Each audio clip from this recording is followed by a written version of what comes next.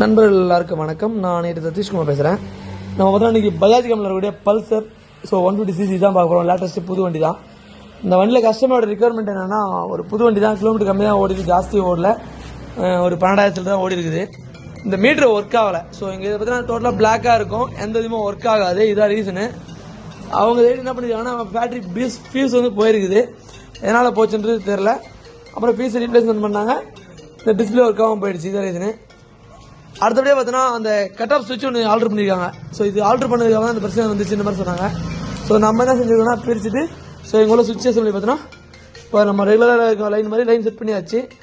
அது முடிஞ்சதுக்கப்புறம் என்னென்னா, இங்கே மீட்டரில் பார்த்தோன்னா இந்த கிளாக்கு, இந்த டைம் செட்டிங் இருக்கு இல்லையா, டைம் செட்டிங்கு, இந்த இதுவும் இது மட்டும் ஆன் ஆகும், கீழே செட்டு கிளாக்னு வரும். ஸோ இந்த மாதிரி வந்துச்சுனாவே இங்கே வந்து மீட்டரும் டோட்டலாக பிளாக் ஆகிடும், எதுவுமே தெரியாது. அந்த மாதிரி வருதுன்னும் போது நம்ம என்ன செய்யணும்னா, இந்த லெஃப்ட் சைட் சுவிட்சஸ் பார்த்தீங்கன்னா இது ஒரு ரீசெட் மெத்தட்னு சொல்லி சொல்லுவாங்க.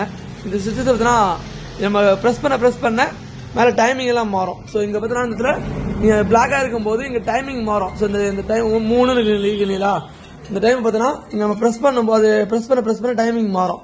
அப்படி மாறுன்னும் போது நம்ம என்ன செய்யணும்னா, டைம் செட் பண்ணணும். என்ன டைம் வேணுமோ அந்த டைம் செட்டப் பண்ணிவிட்டு, இப்போ நான் 3:11 செட் பண்ணியிருக்கேன். இது வந்து இன்னும் டைம் கரெக்டாக செட் பண்ணல, 3:45 ஆக போகுது. இப்போ 3:11 கரெக்டாக செட் பண்ணிட்டோம். ஏஎம் பிஎம் செட் பண்ணிவிட்டு, இந்த சுவிட்ச் இருக்கு இல்லையா, இதை லாங் ப்ரெஸ் அழுத்தி பிடிச்சிங்கன்னா மீட்டர் வந்து ரீசெட் ஆகிடும். அதாவது ப்ளூடூத் மீட்டர் உள்ள எல்லா மாடலுக்கும் இப்படி தான் பண்ணணும். இதை லாங் ப்ரெஸ் பண்ண உடனே இந்த டிஸ்பிளே டோட்டலாக ஆன் ஆகிடும். ஸோ இந்த டிஸ்பிளே பார்த்தீங்கன்னா டோட்டலாகவே ஆன் ஆகிடும். இதுதான் ஒரு கூடுதலான ஒரு தகவல். தெரிஞ்சவங்களுக்கு பிரச்சனை இல்லை, தெரியாத நண்பர்களுக்கு தான் இந்த பதிவு. நன்றி, வணக்கம்.